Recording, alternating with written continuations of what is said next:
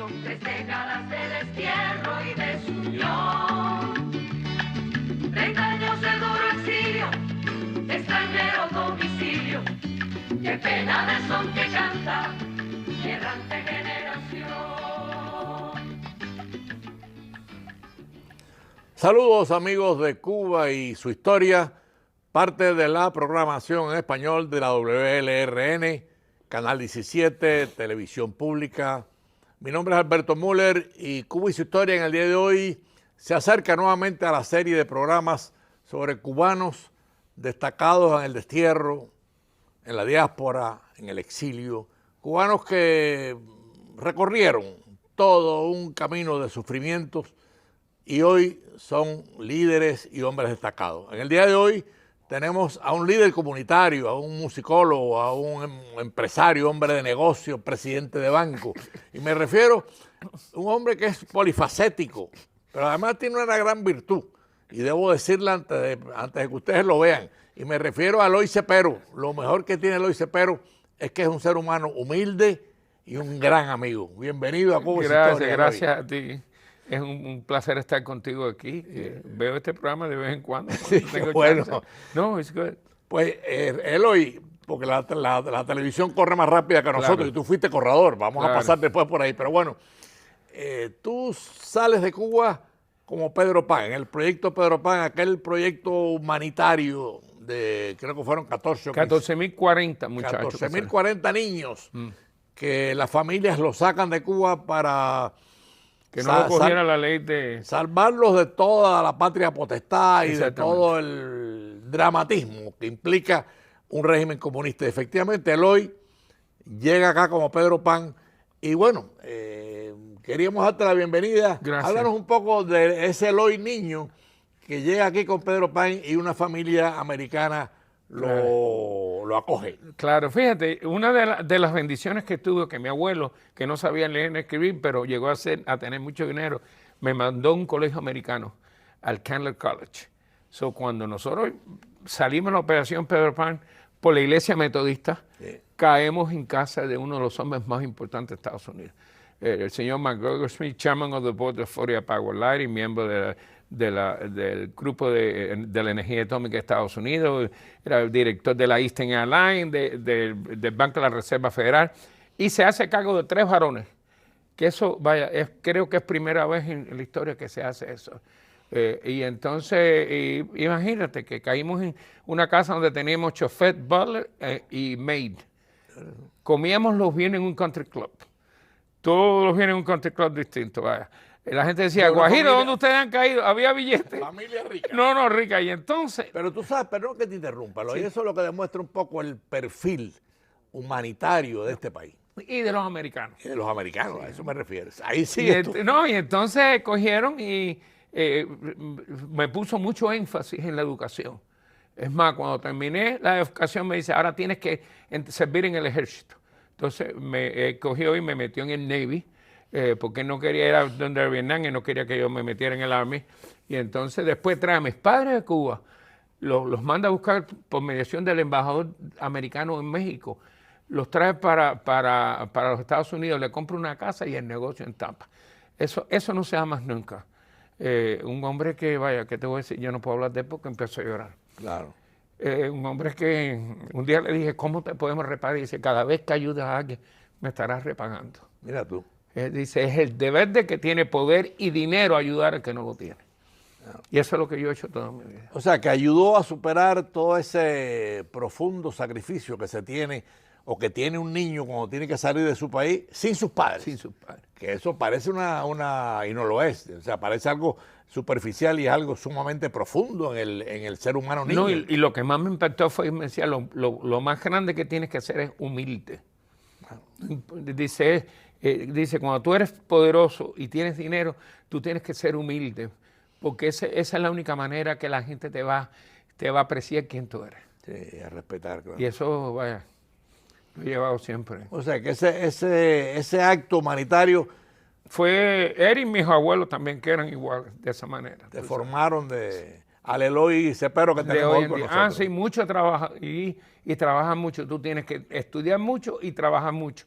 y ser, si no es mejor, entre los mejores siempre. Pero bueno, después que tú superas y los McGregor te recogen y te ayudan a la educación, llegan tus padres, después tú inicias un camino también de superación, fuiste director de un banco, tuviste una empresa de hipoteca. Háblanos de ese éxito. Antes que eso estuve en Navy. También. Y siendo refugiado, fui el asistente del almirante, porque era el único que estaba graduado de la universidad. Fíjate lo que él te decía que era importante graduarte. Claro. Y entonces ya después que estaba ahí me volaron a Tampa y me hicieron ciudadano y regresé con todos los clearance sabidos por haber. De ahí sale la disciplina. De ahí sale la disciplina. Y entonces enseguida que llegué aquí me busqué un trabajo en First National Bank of Miami. Me dice, porque yo siempre quise estudiar historia y finanzas y yo quería trabajar siempre en un banco. Y me consiguió trabajo en First National Bank of Miami, que era el más grande aquí. Y ahí empecé yo el training hasta que logré ser presidente de un banco a los 10 años de haber empezado. A los 35 años, imagínate. Era una cosa que voy a un almuerzo de los banqueros y me dice Aristides Santos, ¿y tú qué haces aquí? Digo, yo, que yo soy presidente de Metropolitan. ¿Tú? Sí. Digo, coño, pero si usted me enseñó, yo a casa de Aristides Santos para que me enseñara préstamos comerciales de noche. Tremenda persona. Y recorriste varios bancos de mucho nombre. De mucho nombre y porque me movía. Porque yo, primero que cuando estaba en un banco que no me dejaban crecer, yo me iba para otro. Y eso fue, yo creo que una de las cosas que me ayudó a llegar a ser presidente de banco tan joven. Junto con Manolo Casanova, que era el chairman. Manolo y yo organizamos el banco y me dijo, tú vas a ser presidente. Háblanos un poco también, porque después fuiste fundador y presidente de una empresa de hipotecas que también muy famosa. Peninsula Mortgage Bank llegó a ser la compañía de hipoteca más grande en Estados Unidos, hispana, con un socio venezolano, Jorge Ravich, que empezamos. Yo empecé en el 80, se unió conmigo en el 88 y tuvimos 25 años entre las primeras compañías de la Florida y en la nación también. ¿Y todavía No, la tuvimos que cerrar en el 2008 cuando se cayó todo. ¿Te acuerdas que todo el mundo cerró? La crisis económica. La crisis económica mató a todo el mundo. No se quedó ninguna compañía de hipoteca abierta. Y ahí es cuando yo empiezo con mi esposa se hace realtor y yo me dedico a los préstamos privados, invertirles dinero a la gente que tiene mucho dinero. Te me adelantaste porque venía la pregunta, háblame de Alina Cepero, tu esposa, oh my God, que sabemos que es una mujer excepcional. No, excepcional, es una de vaya, ella está fuera de liga. Además, es como mi secretaria, me pela, es mi tu alter ego. Sí, ella me ayuda para todo, ella me hace todo, me graba todo el typing que yo necesito, porque yo nunca quise hacer computer. Me dieron tantos hacks en el ejército que juré que cuando salía del ejército, pues yo era el asistente del almirante en Iceland y aquí del tercer oficial de un barco de guerra. Entonces me tenía hasta las 12 de la noche typing y yo dije, más nunca toco. Y más nunca aprendí. Y Alina se convierte ahora en tu... sí, Alina es la que me ayuda en eso, además es muy inteligente, domina el español y el inglés perfecto, probablemente hasta mejor que yo. Mira tú. Sí, y la madre de 2 de mis hijas, imagínate. O sea, que la familia te ayuda. La familia, tengo 3 nietos con ellos dos, con esas 2 niñas. Tengo, como tú sabes, tengo una hija en Islandia. Yo lo sé. Que quiero mucho y que nos hablamos semanalmente. Y tengo 2 nietos también, que por cierto se pusieron los apellidos de Cepero, porque ellos quieren ser parte de la familia de los Cepero. Mira tú. Sí. De Iceland. ¿Qué tú quieres decir? Con el apellido Cepero. Con Cepero, sí. Sí, pero bueno, hay otras facetas en la vida de Eloy Cepero, amigos de Cuba y su historia, que yo quiero traer a colación. Pues por cierto, quiero agradecer a todos los televidentes que nos han escrito sobre el programa anterior que inauguró la serie de cubanos destacados en el destierro o en la diáspora o en el exilio, con el doctor José L. Dotres, superintendente del sistema escolar de Miami-Dade. Hemos recibido cientos de llamadas y lo agradecemos mucho. Así que estamos continuando con esa serie, en esta momento con el líder comunitario don Eloy Cepero, gran amigo. No, tiene buen horario también. El programa el domingo la gente está en la casa mirando la televisión. Háblanos un poco del Eloy Cepero deportista, porque fuiste inclusive un corredor destacado. Y eso... Sí, bueno, yo corrí en el Candler College y cuando llego aquí salgo para jugar básquetbol, hice el primer team de básquetbol, me tenían que tener un translator, porque el coach hablaba muy rápido, entonces me buscaron un puertorriqueño que me traducía, hice el primer team, pero un día cayéndole atrás una pelota, para que no se fuera la que ella trae, y el coach del track me vio, me dice, oye, pero tú eres bien rápido, me lleva para el lugar donde se corre. ¿Te hizo una prueba? No, imagínate que con tenis shoes empaté el récord del colegio. Y ahí enseguida se formó el revolú, me cambiaron todo el sketch para poder estar en el training a las 2 de la tarde. Y a los 8 meses de llegar de Cuba me seleccionaron uno de los 2 o 3 mejores corredores de Miami. El americano estaba que no cabía porque me levantaba por la mañana a cogerme el timing, a entrenarme. Entonces estaba de lo más orgulloso, se apareció con 25 periódicos porque salimos retratando en Miami y entonces, y de ahí bueno, al ser seleccionado entre los mejores, me dan beca en la Universidad de Miami también, en atletismo. Como atleta. Como corredor. Como corredor. Sí, yo corrí contra Pace aquí en Miami y corrí contra Juan Torena, que cuando aquello estaba empezando en Kingston, Jamaica. ¿Corriste contra Juan Torena? En el año 65, no era el Juan Torena que ustedes conocieron, que era el mejor corredor del mundo. Era un muchacho que estaba empezando. El récord de ganar los 400 y los 800 en la a mí me ganó allá también, y Hayes también me ganó, pero tú sabes, puse muy buenos tiempos contra ellos dos. O sea, que tienes un nombre en el deporte de esta ciudad. Bueno, ahora ahora estoy nominado para el Hall de la Fama. Vamos a ver si me esconde la Universidad de Miami.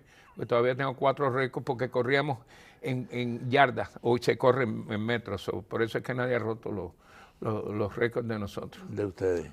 Y tienes récord aquí en el grupo, en la Universidad de Miami. En la Universidad de Miami, tengo 4 récords en yardas y en correquebo 3. Rompí 3 récords en correquebo. Pero ya no corres ya. No, yo no. Cuando estaba todo le caía atrás a las muchachas, pero ya no. Pero bueno, estamos amigos de Cuba y su historia, conversando con, como dije al principio, un hombre polifacético, pero de una humildad muy profunda y un excelente amigo. Me refiero a Eloy Cepero. Eloy, háblanos un poco también ya de la cosa. Tú tienes cosas publicadas que son únicas. O sea, las famosas postales sobre Cuba. Háblanos de eso, porque es un tema. Cuando salí de Cuba, mi padre me llevó por toda Cuba y fui comprando postales. Y cuando regresé a Bahía Honda, tenía casi 400 y pico postales. Y entonces se quedan en Cuba. Mi madre me dijo, no te la lleven porque la puse en un árbol, te la van a quitar en el aeropuerto, y se quedaron en Cuba.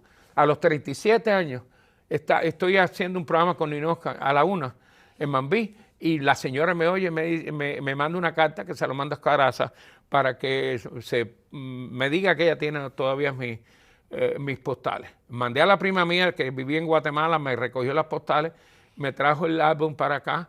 Y entonces cuando vi eso empecé a llorar delante de mis empleados, tenía como 80 empleados. Y me dio una tristeza y alegría al mismo tiempo. Y publiqué el libro en 30 días con mi secretaria, que era venezolana. Y publicaron el libro y se vendieron. El día que lo abrimos, 220 el primer día en Cuba Nostalgia. Y después se vendieron un total de 10,000. Tuvimos que hacer 4 ediciones de 2.500 libros. Se acabaron todos los libros. Y después tengo 3 o 4 libros, incluyendo el último que escribimos, que se llama Cuba an Epic Journey, que fuimos 30 escritores que escribimos cada uno en su especialidad. Yo escribí sobre el impacto de los cubanos en la música, no solo de Miami, pero de Estados Unidos. Sí, bueno, acabas de mencionar otra de tus características, ¿no? Para muchos de la comunidad, Eloy Cepero es un musicólogo de primera, o sea, sabe de música como si tuviese un doctorado. Sí. Y lo oímos en diferentes programas locales de mucha fuerza. Háblanos un poco de esa faceta de Eloy, pero bueno, para los que están sintonizando tarde, déjenme aclarar que estamos en la serie de programas de cubanos destacados en el destierro, en el exilio. Y estamos conversando hoy con Eloy Cepero, Eloy Cepero ya lo presentamos, líder comunitario, musicólogo, deportista, hombre de negocios, un negociante, fue presidente de banco en Miami. ¿Qué no ha sido Eloy Cepero de buena persona y de gente exitosa, ¿no? Estamos en estos momentos con él hablando, bueno, acabamos de hablar de las postales, Sí. que es una cosa muy interesante de tus libros. Pero tienes también otros libros publicados, además de las postales. Sí, bueno, escribí la historia de mi familia, que me demoró 20 años, pero tengo la historia de mi familia desde 1880 hasta el presente. Y ahí ese libro vendió como 1000 copias. Pero una de las cosas, cómo yo empiezo la música. Yo era un loco de la música. Cuando tenía 5 años me levantaba por la mañana a poner el radio. Ya cuando tenía 10 años ya eso era habitual. Tú sabes, yo ponía Radio García Serra, que cambiaba todas las horas. Entonces, quería ser pianista y mi madre no me dejó porque había aquello de que los pianistas eran gay, tú sabes, entonces no me dejaron tocar piano. Pero entonces empecé a averiguar sobre los músicos. Y cuando llego a Estados Unidos, el americano que me escribía me dice, ¿qué te gusta hacer a ti? Y yo, bueno, yo toco un poco tumbadora, porque en Valladolid había muchos negritos que me enseñaron a tocar tumbadora y a coleccionar, y empecé a hacer una colección mía de música que hoy en día es la segunda o la tercera más grande en Estados Unidos. La más grande era Cristóbal Díaz Ayala, que es el musicólogo más importante que Cuba ha producido. Y entonces ahí es cuando yo me meto de lleno en la música, a investigar toda esta gente que me llamaban tanto la atención. Además vivía frente por frente al Liceo de los Negros y traían los mejores conjuntos de Arsenio Rodríguez, Chapotín, la Orquesta Modelo, y yo decía, y me senté, todo el mundo se iba a dormir y yo me quedaba, porque no me dejaban entrar, pero me sentaban afuera y entonces después convencí a mis padres que trajeran a Tejedor, que eran negros y eso, a la Sociedad de los Blancos. Mi padre estaba en la directiva, entonces siempre fui atraído a la música. Y cuando llegué aquí, empecé en la Universidad de Miami a averiguar sobre todas estas grandes figuras. Y bueno, hasta el punto de vista que, como tú dices, me he convertido en un musicólogo. Ya nadie sabe ni que fui banquero, ni que presto dinero, ni nada, sino que soy musicólogo. Increíble. Sí. Pero bueno, el archivo que tienes es único. Porque... Bueno, una cosa que estoy haciendo es, tengo 3 canales de YouTube. Estoy grabando todas mis entrevistas que hice en la Universidad de Miami, 178 músicos grandes, José, Oscar de León, todos los grandes y todos los cubanos. Y también todo de 180 programas de televisión, también entrevistas. Todo eso está en YouTube y a que no pude entrevistar, estoy buscando las biografías de ellos, los documentales de ellos, los estoy subiendo también. El canal que tengo junto con Armando Nubiola ya pasó de 1 millón y pico de viewers. Comprende, se ha gustado muchísimo. Entonces tengo otro canal que es nada más que todas las entrevistas que me han hecho menos de 15 minutos, pues son unas cuantas. Porque otra cosa que hice, las grabé todas. Todos los programas de radio que yo he hecho los tengo grabados, los programas de televisión. Y entonces Eloy Cepero, Official Channel, que ahí están todas las entrevistas que me han hecho a mí que no tiene que ver con música. Claro. De finanzas, de historia, de deporte, de todo eso. Y eso es para dejar un legacy, para que no se le olvide que la música cubana fue tan importante. Sin embargo, quienes tenemos el privilegio de conocerte, Eloy, y tú eres un hombre de mucha pasión humana, sí, todo lo tomas con seriedad. Con mucha pasión. Pero si me preguntaran a mí, y esa es la pregunta que te hago a ti, ¿la música es lo que más te apasiona? Oh, por favor, es que la gente me dice, cuando tú haces el programa de radio, me parece que estoy conversando contigo, porque yo le pongo tanta energía. Y además eso me prepara, porque tú no puedes ir, cada vez que entrevisto a grandes figuras, me preparo como haces tú. Si tú no te preparas, tú no puedes hacer ningún programa. Entonces como sé la vida de ellos, entonces la comunicación con ellos es muy buena. Y salen los programas afuera. Bueno, imagínate que en la actualidad que estoy yo, sale 14 veces el fin de semana el programa mío. Yo quiero aprovechar para los amigos oyentes de Cuba y su historia, voy a hacer un anticipo, un adelanto, aprovechando que tenemos a Eloy. Estamos preparando una serie, y por supuesto él nos está ayudando, sobre la música cubana. Así que prepárense que prontamente llega esa serie a Cuba su historia, porque no se puede hablar de música cubana si no se conversa con Eloy Cepero, porque lo sabe todo y tiene un archivo único. Así que bueno, es un anticipo que le damos. Déjame decirte, los temas son espectaculares. La influencia de la música cubana en Estados Unidos. la influencia bailable desde Esteban Salas hasta el año 59, que es donde cubro yo, más o menos, el sentido que me fui.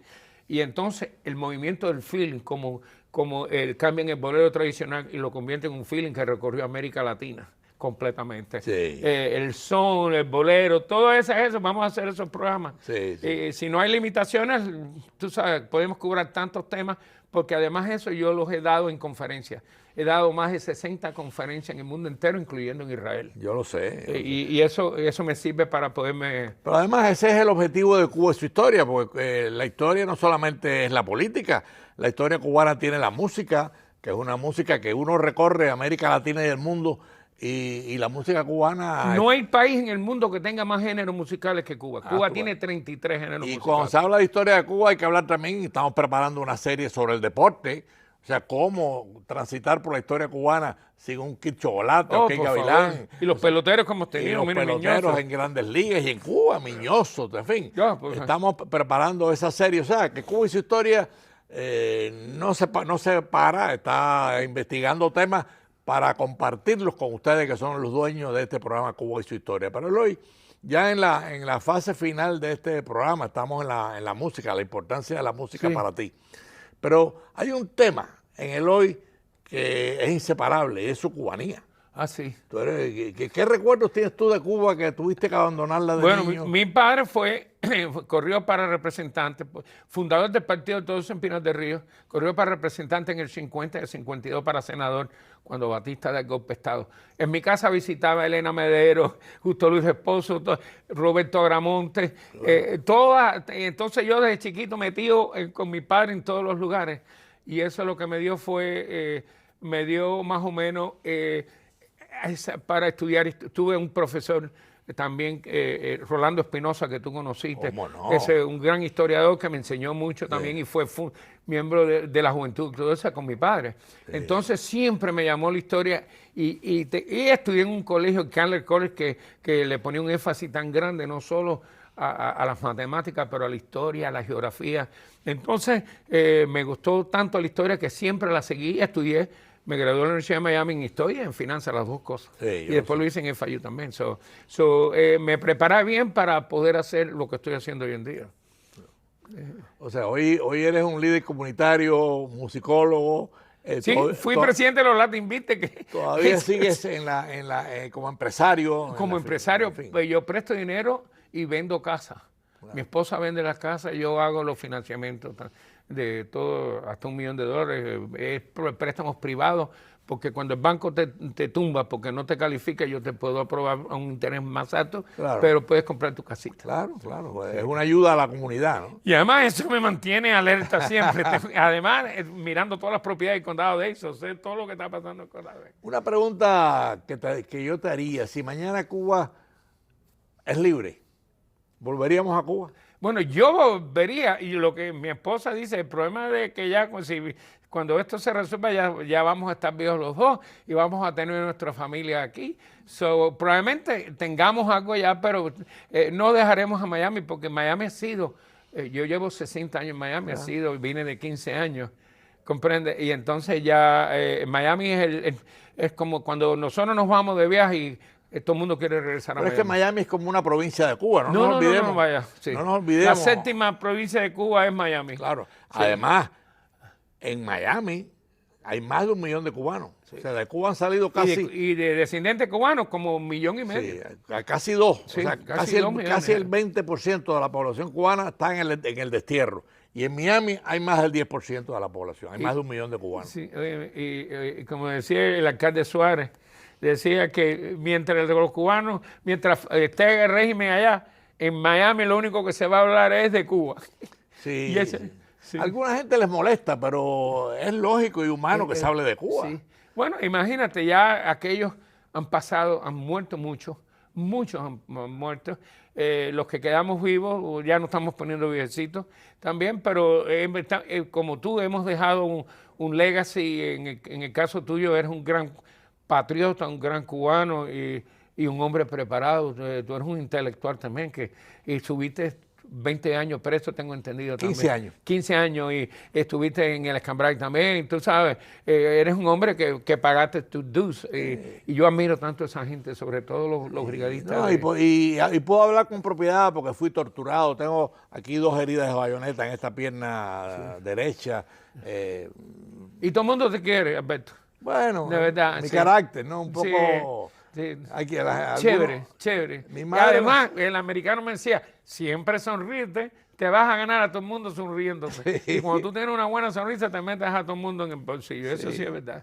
Pero bueno, amigos de Cuba y su historia, estamos en la fase final de este programa, donde estamos resaltando a cubanos que llegaron aquí sin familia, los Pedro Pan, y cómo esa obra humanitaria que ahí tuvo la iglesia protestante y la iglesia católica atrás de esa y la obra. judía también. Y la judía también. Sacaron Sí. una cantidad de muchachos judíos también. Y él hoy viene de esa generación de Pedro Pan que llegaron sin padres, los padres después vinieron y se convirtieron en profesionales exitosos. En el caso de Eloy Cepero, no solamente es un líder humanitario, es un cubano de primera, es un musicólogo. Si tú tuviese y recorrí varios países con jóvenes macanosa, que eso aprendí, que eso es lo más si grande. tuviese que hacer un resumen ya en esta fase final del programa de Eloy Cepero, ¿qué tú dirías? Ay, que número uno, que he vivido una vida completa.